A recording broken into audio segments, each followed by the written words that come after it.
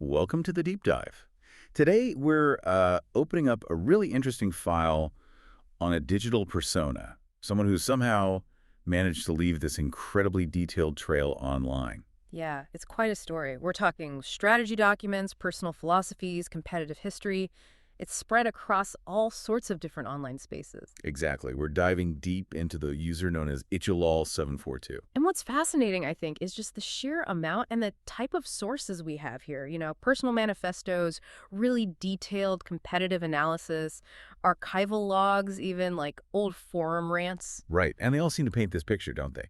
A really consistent portrait of someone who's, well, highly strategic, hyper-rational almost. Absolutely. A self-proclaimed digital villain, interestingly enough. Someone who applies the kind of discipline you might expect from, say, a Wall Street investor to, well, everything. Financial markets, sure, but also these really obscure online competitions like Tetris guessing games. That's quite a psychological leap, isn't it? From, Hmm. just playing games to this villain persona. That's what we really want to unpack today. Yeah, our mission, I guess, is to explore this whole competitive, archival, and philosophical life. Hmm. We want to figure out what drives this unique approach to being online. And maybe what it tells us, more broadly Yeah. about modern online identity, how long things last online, that kind of thing. Permanence. Definitely. So Yeah. where do we start? Okay, let's start right at the beginning. The identity itself, the username, Itchylol742. Hmm.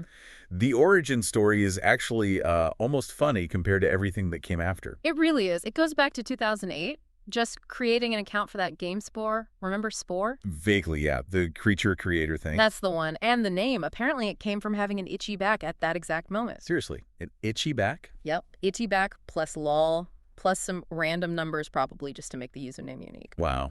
Okay. So not exactly a deeply considered philosophical statement at the start. Not at all. It's like the definition of a random digital birth that somehow stuck and became this really enduring, serious online identity. It's totally opposite to the, rigorous, systematic approach they took later on. And the games they stuck Uh-huh. with. That tells the story too, right? And Spore gave the name, but their mainstays are modern Tetris and Team Fortress 2. Right, and TF2, they've apparently called their favorite game of all time since way back in 2011. So you got this contrast again. Tetris, pure logic, systematic, almost mathematical. They even called it eternal. Yeah, we'll get into that. And then Yeah. TF2, which is, chaotic, team-based, heavily reliant on randomness, like critical hits, that kind of thing. KS versus control. It keeps coming back to that. Exactly. But to really get the control part, the strategic mindset, we have to tackle the core of this persona, what they themselves call the villain origin story. Ah, yes. This isn't just like a cool name they picked. It's framed as a major shift in their personal philosophy, driven by some pretty harsh real-world experiences. That's right. The sources lay it out quite clearly. They graduated with a computer science degree and then spent 2 years unemployed. 2 years. After a CS degree. That's rough. Apparently applied to hundreds of jobs. Hundreds. And just nothing. You can imagine the frustration building up. Oh, absolutely. That kind of rejection, especially when you followed the supposed right path, that can really corrode your view of things. It sounds like it fostered some serious bitterness towards, well, society and its structures. And here's the twist. The thing that broke the cycle. It wasn't the degree. It wasn't landing that tech job. What? It was the stock market. Investments they'd started making way back in high school after taking some investing course. You're kidding. High school investing paid off when the degree didn't. That's the story they tell. The traditional path, the education system, it failed them. But this other system, the rational financial one they'd just been dabbling in, that apparently succeeded dramatically. Wow. Okay, so when that happens, when your hard work and education gets you nowhere, but cold calculation in the market does, where does all that bitterness go? Well, according to them, it got channeled into what they explicitly called a new purpose. And I think we should quote this directly because it's really central. Go ahead. They decided to become an investor specifically to, and I quote, take revenge on the society that had failed me by profiting from exploiting corporations. Wow. Okay, take revenge. That's So- strong language. Yeah. It sounds a bit like a maybe dramatic justification for just making money, but the feeling behind it seems real. The conviction definitely comes across. It's like they're saying, look, I tried to play by the rules the honorable way, and it got me nowhere. So now I'm going to use the system's own tools, finance, to get power, and we'll get back at it. So it becomes this whole philosophy. Absolutely. It's designed to justify what you might call ruthless action. The explicit idea is they're no longer the victim. Society is now their victim. They're out to gain power, gain control through investments. Taking everything, giving nothing back. That was part of it too, right? Exactly. It's a really cynical foundation, but you can see how it fuels that hyper-rational strategic approach to pretty much every competitive system they touch. It's not just about winning or profit anymore. It's about mastery. Yeah. Control over the rules themselves. And that drive for mastery, for control, that leads us perfectly into the next area, competitive systems. Specifically, how they applied this whole mindset to Tetris. Right. From the bitterness of the job market to the block-dropping intensity of competitive Tetris. So moving on from that whole financial bitterness and this quest for control, let's look at the competitive side, Tetris. But it's not just about playing, is it? It's about analyzing the whole scene. Yes. Especially around Tetra.io. Yeah, Tetra.io being that really popular, though unofficial, online version, their Tetris journey actually started pretty casually back around 2014 on a simulator called Nolpomino. Nolpomino. Never heard of it. It's one of those fan-made simulators that they were apparently just playing like 5 minutes a day, nothing serious. And when did it get serious? The big shift seems to have been in 2019 with Tetris 99, that Battle Royale version on the Switch. Ah, right. That one made a splash. It really did. And apparently that's what pushed them to really commit, to learn the advanced stuff. We're talking T-spins. Okay, explain T-spins for people who might not know. That's the fancy rotation move, right? Exactly. You rotate the T-shaped block into a gap it wouldn't normally just slide into. It clears lines, but more importantly, it sends a lot more garbage or attack lines to your opponent than a standard line clear. It's crucial at high levels. And the other one they focused on, downstacking? Yeah, downstacking, that's about efficiently clearing lines from a messy high stack. Digging yourself out of trouble, basically. It requires really precise piece placement under pressure. Okay, so they commit to Tetris. But why Tetris specifically? Their reason is actually pretty revealing. It ties back to that permanence idea we mentioned. They apparently chase Tetris because it feels eternal. Eternal? How so? Well, unlike a specific game server or platform that can just shut down, the core rules and mechanics of Tetris are, timeless. They figured it's a system that will likely never truly die. So they could invest time in mastering it, and those skills would still be relevant, still displayable, even when they get old. That's a really long-term view for picking a game, hedging against digital obsolescence through Tetris skills. Exactly. It's thinking like an investor, but about their own time and skill development. And this analytical approach showed up elsewhere, too. You mentioned a mobile version. Yeah, Tetris Primetime in 2020, it was this mobile mode with a daily $5,000 prize pool. $5,000 a day for mobile Tetris. Yep. And they immediately started analyzing the payout structure. They noted, okay, the really good players had a much better shot at the big money, obviously. But the system was set up so that even, bad players had a small, non-zero chance of winning a few bucks just for playing. So they were looking at the prize distribution, the incentives. From day one.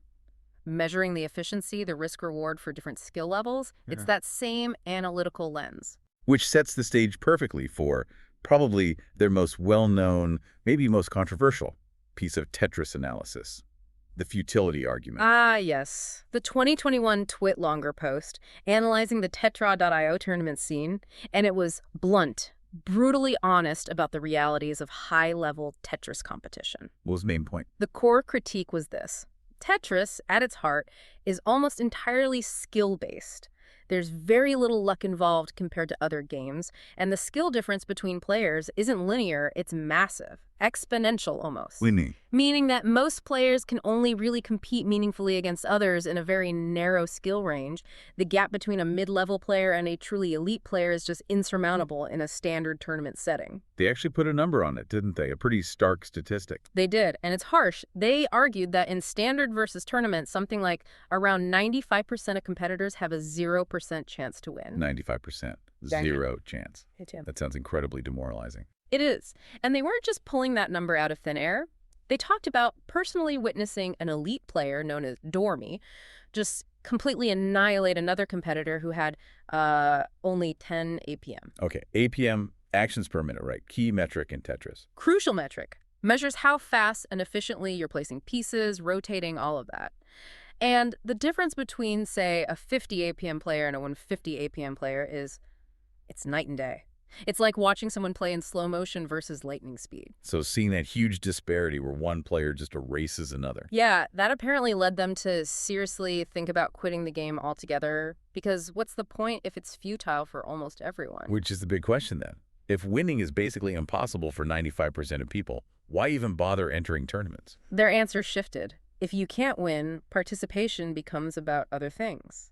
The community, the social aspect, generating hype, just enjoying the spectacle as a spectator. So the competition isn't the point anymore, it's the event around it. Pretty much. And they actually praised alternative formats that did give lower-ranked players a chance.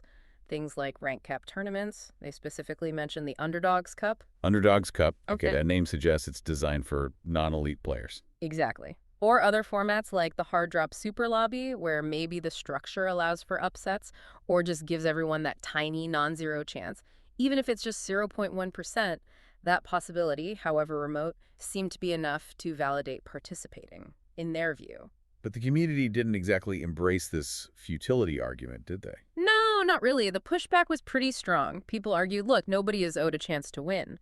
The enjoyment comes from pushing yourself, improving, maybe seeing amazing gameplay from the top tiers that inspires you. It sounds like a fundamental disagreement. The user's almost transactional view of competition is there a non-zero chance of return versus the community's view of it as like personal growth or appreciation of skill. Absolutely, a total clash of perspectives.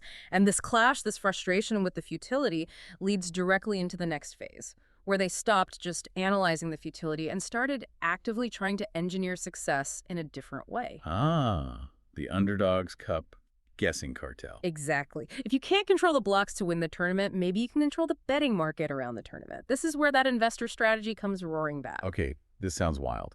The Underdogs Cup, the tournament for non-elites, had a side competition. Yeah, basically spectators could guess the winners of the matches. The prize wasn't usually money, more like a prestige, a special badge on Discord or something. Small stakes, but bragging rights. And for UC11, the 11th iteration, Itchylol742 decided to dominate this guessing game. Dominate is the word, but not through luck or just intuition. They basically employed what they call digital insider trading. Insider trading. How? Well, most people guessing were probably just looking at the players' public ranks, maybe their recent match history if they were dedicated.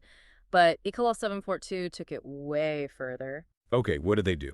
During the short window, they had to make the guess, maybe only a minute. They were rapidly pulling up specific replays of the players involved from the Tech.io ranked mode, Tetra League. Watching replays in the guessing window, that's intense. Super intense. They were gathering private data points, things like, how often does this player misdrop under pressure? What's their burst speed like? Do they favor certain opening patterns? And crucially, how good is their T-spin vision? Can they actually see the setups for those complex T-spin moves? Ooh, so they were doing real-time scouting, analyzing player weaknesses and tendencies just for a guessing game. Precisely, treating it like prepping for a high-stakes match themselves. And it worked. They shot to the top of the guessing leaderboard. But then someone started copying them. Yeah, a rival guesser named FiresBZ noticed Itchylol742's success and apparently just started mirroring their guesses. Okay, so how do you counter that? This is where it gets really devious. They deployed pure deception, market manipulation, basically, or what they termed fraudulent guesses. Fraudulent guesses. How's that work? They figured out the guessing bot took commands from two different Twitch channels. One was the main public tournament chat, Caboozled's chat. Lots of people there. Mm-hmm. The other was a smaller, quieter channel run by someone called Manabender. Okay, so So the strategy was this. Post a bad guess, but a guess that looked plausible, believable in the main. Public chat. They knew FiresBZ would see it and copy it instantly. luring the rival into a bad bet. Exactly. Then, immediately after posting the fake guess, they'd jump over to the quieter, less noticed Manabender chat and quickly submit their real, well-researched guess, overwriting the fake one before the guessing window closed. That is incredibly elaborate. Basically running a disinformation campaign in a Tetris guessing competition. It's pure tactical chaos, right? Designed to specifically mislead and burn their main competitor. That's the investor mindset. Again, exploiting system loopholes, manipulating information flow, not the mindset of a casual spectator. Did it work? It caused chaos, definitely. But the sheer effort involved constantly posting, checking the other channel, overriding guesses across two different chats in real time was apparently exhausting. They actually ended up losing that particular guessing competition due to fatigue and errors caused by the complexity. Huh. So the tactic was brilliant, but unsustainable. For one person, yeah. But they didn't see it as a failure of the idea, just the execution. So for the next tournament, UC12, they didn't quit. They refined the method. How? More data. Even more data. They started watching replays at 10 times speed to literally count specific things. How many attack spikes did a player send? How many T-spins did they execute? How many back-to-backs, consecutive high-value clears did they achieve? Getting super granular metrics. 10 times speed. Just visually counting attacks. That sounds incredibly difficult. Requires intense focus. But that wasn't the biggest shift for UC12. The strategy evolved from solo insider trading to organized collusion. Ah, the birth of the cartel? Exactly. They had this key realization about the rules. It was confirmed that if multiple guessers tied for first place, they all got the prize badge. Ah, okay, so the prize wasn't split or diluted if there was a tie. Everyone who tied for first won. Precisely. And that unlocked the game theory path to victory. Right, because if the goal is just getting the badge, and tying gets you the badge. There's no incentive to betray your fellow colluders. That was the core logic they formalized. If you collude and the group ties for first, you get the badge. If you somehow betray the group, maybe guess slightly differently and win alone, you still just get the badge. But you take on way more risk by going alone. Exactly. Deviating only adds risk. You might guess wrong with zero additional reward. So staying loyal to the cartel was the rational, dominant strategy. It created this stable, self-reinforcing reason to collude. That's genius in a very specific, slightly sinister way. Yeah. Applying formal game theory to a Discord badge competition. It's the ultimate expression of that hyper-rational system mastery drive. And they didn't just rely on logic, they also actively used misinformation. Against other guessers outside the cartel. Yep. Spreading fake tips, wrong guesses. And they even managed to leverage the chaos stirred up by one of the commentators, someone called Eggfriedrenge. What was the commentator doing? Apparently just sort of idly speculating, spreading FUD fear, uncertainty, and doubt. They were suggesting, oh, maybe players will deliberately throw matches to mess with the guessers. Which could make guessing impossible if you think the matches are rigged. Right, it caused panic among some guessers. But here's where Itchylol742's investor discipline kicked in again. While others were freaking out, they stayed calm, analyzed the situation rationally, and assumed correctly that players would not actually throw matches. They trusted the players' competitive integrity. So they ignored the FUD, stuck to their research. And guessed accurately, while others were perhaps second-guessing based on unfounded fears. It reinforced their principle. Don't be emotional, always do your research, even when faced with uncertainty and potential manipulation. Okay, so the cartel is formally established for UC13, the Underdogs Cup guessing cartel. The planning for this sounds intense, too. Oh, the logistics planning was something else. It really shows their obsessive attention to detail. Like what? Okay, get this. They knew their home internet was unreliable, so they planned to watch the entire tournament, estimated to be about 10 hours long, using mobile data on their phone. 10 hours of streaming on mobile data. That's going to cost a bit. Right, so they calculated the exact mobile data usage required to stream it at 480p resolution to minimize cost while still being able to see the gameplay clearly enough for their analysis. They calculated the data usage down to the megabyte for a guessing game batch. That level of planning, it perfectly captures the intensity, doesn't it? The dedication to optimizing every single variable, no matter how small. So with all that planning, the game theory, the data, Yeah. UC13 must have been a massive success for the cartel. Ironically, no, it failed. Not because the theory was wrong or because they got caught or banned. It failed due to internal problems. Like what? They cited things like botched research on some matches, timing errors in submitting the collective guess, and just general member desynchronization. People weren't coordinated enough. So human error basically undermined the perfect system. Pretty much. But here's the kicker. Even though their cartel failed, the idea was proven sound. Their attempt directly inspired a rival cartel that formed shortly after, learned from their mistakes, and apparently did successfully coordinate to win the badge later. Wow. So they pioneered the method, but someone else perfected it. That must have stung. You'd think so. The story continues into UC14. Itchylol742 was still leading the charge. They had appointed someone else as the official guesser to handle submitting the final cartel guess. Delegating, okay. But that person was late for the start of the tournament.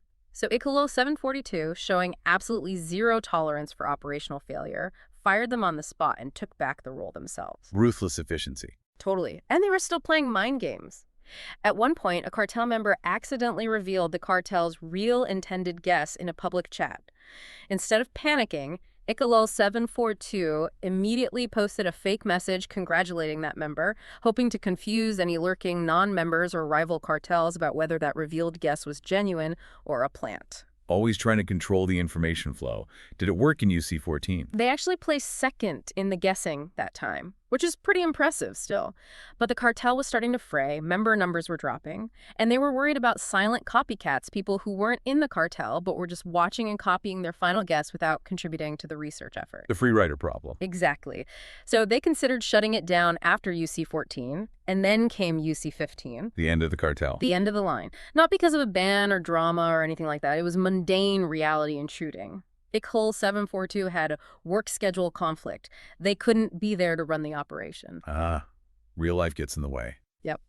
They tried to recruit a reliable successor, a chosen one, to lead the cartel in their absence, but couldn't find someone they trusted enough or who was willing, so they just retired. Retired from the guessing game, without ever actually winning the badge themselves. That's right. Despite all the effort, the complex strategies, the cheating, as they jokingly called it. Right. They clarified that, didn't they? That it wasn't technically cheating against the rules. Yeah, they were careful to say they used insider techniques not against the rules, but framed it as cheating to make the story spicier. It's all part of crafting that narrative. But yeah, 4 tournaments of intense effort, applying high-level strategic thinking from finance, and they walked away without the prize. It's an incredible story. The goal wasn't the badge itself, maybe. It was proving they could master the system. I think that's exactly it. Flawless mastery of the system, even a seemingly trivial one, was the real objective. That focus on mastery, on control, it makes the next part of their digital life even more interesting.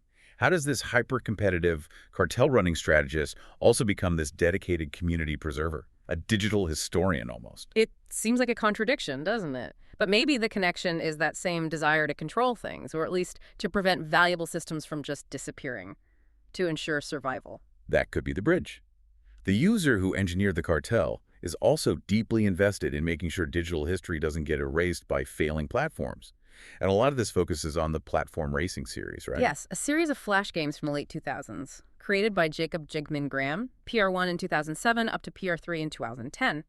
Itchylol742 documented this history really carefully, using it as a case study in how digital infrastructure failure can just wipe history clean. Which one was the big hit?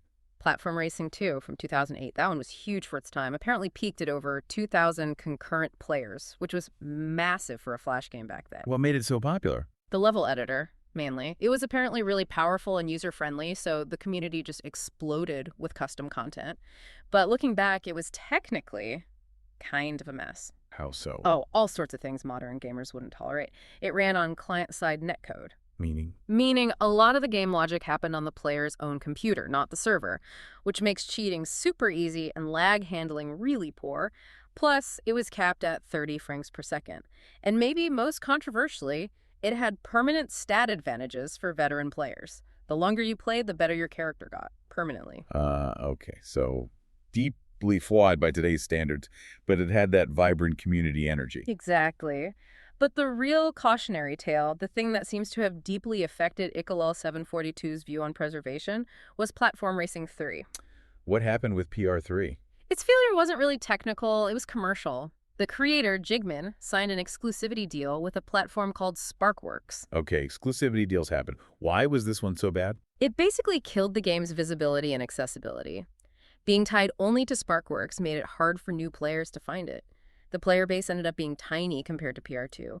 It only peaked at around 260 players. Ouch, a fraction of PR2's peak. Yeah, but the real disaster came later. In 2015, Sparkworks, the platform hosting PR3 exclusively, shut down completely. Oh, no. So what happened to the game? It was just gone, utterly lost, because it was tied entirely to that one commercial server. Every player account, every custom block they designed, every single user-made level completely erased. Total digital annihilation. Wow, that's like a digital library burning down. Exactly. It's the nightmare scenario for digital preservation. But the PR2 community saw this happen. They learned the lesson. What did they do? They got proactive. Knowing that Flash itself is eventually going away, they organized an effort to archive all the PR2 custom levels. They compiled this massive 6 GB zip file containing everything the community had created. So they saved their own history before the platform died. They did. And because of that community effort, PR2 actually remains playable today, even after Flash was officially killed off in 2020. People are running it through emulators or alternative players, and the user accounts and all those archive levels are preserved. So you have this stark contrast. PR3 completely vanished due to platform failure, while PR2 survived because the community took preservation into their own hands. And that experience, seeing one world die and another survive through deliberate archival, seems absolutely foundational to Itchylol742's whole philosophy on this. Which explains why they started archiving other things, too, like Twitch VODs. Yeah, they specifically archived the video-on-demand recordings for the Underdogs Cup tournaments, the same ones they were running the guessing cartel for. And importantly, they made sure to include the Twitch chat overlay in the recording. Why the chat? Because the chat is part of the history, right? The live reactions, the memes, the discussion. And they knew Twitch automatically deletes VODs after about 30 days for most streamers. So without archiving, that entire record of the event, chat included, would just disappear. Preserving the context, not just the gameplay. Exactly. And this dedication went even further. They actually became an archival programmer. In 2018, they created a tool called FIMArchive Search GY. FIMArchive. FimFiction. Is that the My Little Pony fan fiction site? That's the one. It's a huge site. And someone had apparently created a massive offline archive of the entire site, like 7.5 gigabytes of text. Okay. For preservation. And Itchylol742 built this Java program, this GUI tool, specifically to allow people to easily search and filter that offline archive. Why build a search tool for an offline archive? Their reasoning was crystal clear, and it echoes the PR3 story. No website lasts forever. They anticipated that, eventually, FimFiction.net itself might shut down. And when that happens, future fans or researchers would need a way to navigate that huge offline data dump. They were building the tools for the post-website future. Planning for digital apocalypses, essentially. Pretty much. Preparing for inevitability, not just reacting to catastrophe. Which leads to maybe the most striking example of this philosophy, how they decided to preserve their own history. Right. Their personal lore, their competitive results, their philosophy, they documented it all meticulously. Not on a blog, not on a personal website, not even on, like, a GitHub repository. Where then? In a Microsoft Word file. A docs file. A Word document, seriously. Seriously. They explicitly stated they trust the Dutch format as being more eternal than websites like YouTube or Twitter. Wow. Okay, unpack that. Why a Word file over YouTube? Think about it. .docs is a widely adopted, standardized format. Even if Microsoft disappears, there are tons of open source programs that can read .docs files now, and likely will be able to for decades to come. It's an offline file. It doesn't depend on a company maintaining servers, paying hosting bills, not changing their terms of service, not getting bought out or shut down. Compared to a YouTube video, which could vanish tomorrow if Google decides to change something or the account gets flagged or whatever. Exactly. They're making a conscious bet on a stable, decentralized, offline file format over any centralized, commercial, server-dependent platform. It's a really powerful statement about where they believe true digital permanence lies. It really is. And they weren't just focused on the past, right? They were building communities too. Yeah, they also founded the Toronto Tetris Players Group on Discord back in 2022. It was open to anyone globally, but the initial focus was organizing actual local meetups in Toronto. How did they organize that? Again, applying that kind of strategic, incentive-based thinking, they apparently encouraged local organizers by letting them choose meetup locations that were convenient for the organizer, close to their own home. So the person doing the work gets the direct benefit of convenience, reduces the friction of organizing. It's a smart, decentralized model for building a community, less top-down direction, more empowering local initiative through self-interest. And there's one final quote that sort of ties this community aspect together, relating to the shutdown of the old Steam forums. Yeah, the SPUF, the Steam Users Forum, shut down in 2017, and Itchylol742's reported reaction was just this dry, almost wistful comment. Looks like I'll have to find another place to hate random crits. Hate random crits. That's a Team Fortress 2 thing, right? They're random critical hits. Definitely. So that quote kind of beautifully links everything. The strategic player who wants mastery, even over TF2's randomness, lamenting the loss of the platform, the community space, where those debates and discussions happened. It shows the value they placed on those digital gathering places, even as they distrusted the platforms themselves. Which brings us to how this strategic mindset, this skepticism of central control, plays out in their broader ideology, often using gaming metaphors, like with the game Factorio. Right, Factorio. For anyone who doesn't know, it's a game all about building huge automated factories, designing complex production lines, managing resources. And Itchylol742 had an experience in Factorio that supposedly soured them on. Communism. That sounds like a stretch. Yeah. It does sound dramatic, yeah. But their explanation is very analytical, very systems-based. It wasn't about politics per se, it was about logistics and information flow. Okay, what was this specific scenario in the game?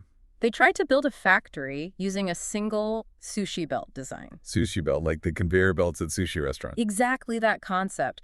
One big loop carrying all the different resources and intermediate products.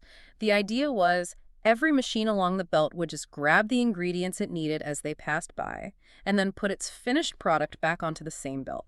Simple, elegant, in theory. I sense a bud coming. Oh, yeah. In practice, it was apparently a total disaster. It completely broke down. Why? What went wrong? Without extremely complex, precisely programmed logic circuits, which Factorio does allow but are hard to design, the system just couldn't self-regulate, you'd get shortages of crucial components because they were consumed faster than they were added. You'd get massive overproduction of other less needed items clogging up the belt. Useless junk, as they put it. The whole thing ground to a halt because machines didn't know what other machines needed or how much. So the information wasn't flowing correctly. The allocation was chaotic. Precisely. And their takeaway, which they delivered with quite a bit of sarcasm, really highlights this point about centralized planning and information. They asked, rhetorically, why don't my workers automatically know the exact ratios of what materials to consume? Right. They're using the game failure to point out that you can't just expect a complex system to work efficiently without explicit, detailed, centrally managed, or incredibly sophisticatedly automated information about supply and demand at every single point. Simple rules aren't enough. And you can see how that ties back to everything else. Their investor discipline, do the research, get the data. Their Tetris analysis, understanding the exact metrics. Their critique here is that any large-scale system, whether it's a Factorio factory or by analogy a centrally planned economy, is doomed to fail if it relies on implicit knowledge or simple rules instead of hard data and precise control mechanisms. Which naturally leads to skepticism about real-world systems that lack that perfect information or control, like law enforcement in the digital world. Absolutely. They express strong skepticism about the effectiveness of laws that are just inherently difficult to enforce online. Such as? Things like laws against digital piracy, or maybe newer ideas like mandatory watermarking for AI-generated content. Their argument isn't necessarily about whether these things are right or wrong in principle. It's pragmatic. Enforcement is insanely hard. Because the internet is vast, decentralized, often anonymous. Exactly. Piracy still happens constantly, despite being illegal for decades.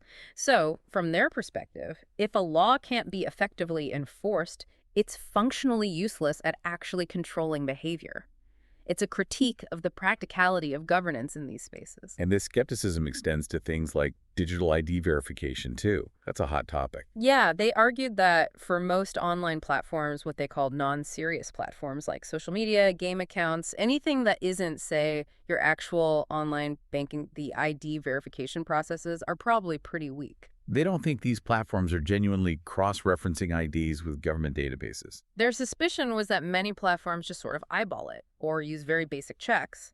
Therefore, they reasoned finding a random picture online that looks like an ID or even using an AI-generated fake ID would likely be enough to fool many of these systems. Which has pretty big implications if true. It suggests that efforts towards universal digital ID for controlling online behavior might be easily circumvented. That seems to be their worldview. If a system is complex, hard to audit thoroughly, or relies on imperfect checks, then attempts at imposing strict central control or verification are likely futile against individuals who understand the loopholes. They see the gaps, the inefficiencies, and like with the Tetris guessing, they figure out how to exploit them, or at least how they could be exploited. Okay, this has been an incredibly deep dive. We've really traced the arc of this digital persona, Yeah. Itchylol742, from a completely random username Yeah, origin eat you back. through some significant real-world trauma and bitterness, The unemployment, the stock market turning point, emerging as this hyper-rational, cutthroat competitor in unexpected the arenas, Tetris cartel, the Factorio analysis, while simultaneously being this incredibly dedicated community organizer and digital historian. preserving platform racing, archiving fan fiction, building the Tetris group. It all seems unified by this deep, almost obsessive desire for control, for mastery over systems, combined with a profound, cynical skepticism about the stability and permanence of our current digital world, especially centralized platforms. I think that's a great synthesis. A hyper-strategic player, applying financial discipline to, frankly, obscure online contests. Someone absolutely committed to mastering the rules, whether it's optimizing T-spins or figuring out the game theory of a guessing game. And alongside that, this dedication to making sure digital communities and their histories survive the almost inevitable decay and failure of the websites that host them. The core tension seems to be permanence versus ephemerality, doesn't it? We saw the stark reality of digital loss with Platform Racing 3. Just gone when Sparkworks shut down. That threat of erasure seems to hang over everything they do. It really does. And you contrast that vulnerability, that potential for total loss, with their own deliberate, active, and sometimes almost comically low-tech methods for ensuring survival. Right. Archiving 6 gigs of old Flash game levels, building search tools for offline fanfic archives. And the ultimate act, trusting their entire personal history, their lore, to a simple Microsoft Word document. So what's the final takeaway here? What should you, our listener, be thinking about after hearing all this? We like to end with a provocative thought. Okay, how about this? Consider the fact that this incredibly sophisticated, hyper-strategic digital operator, someone who understands systems inside and out, ultimately places more faith in a basic offline word processing file format than in the entire infrastructure of the modern web. More faith than in YouTube, Twitter, cloud storage, any centralized server. Their bet for ensuring their identity and history survive isn't on bigger, better tech. It's on the simple, stable, universally readable .docs file. So the question for you is, how does that change the way we think about digital permanence? If the ultimate strategy for long-term data survival isn't more complex technology, but maybe just choosing the most boring, stable, widely supported file format we have, and trusting that future open source tools will keep it readable long after today's platforms are dust. What does that imply about where we should be placing our own digital legacies?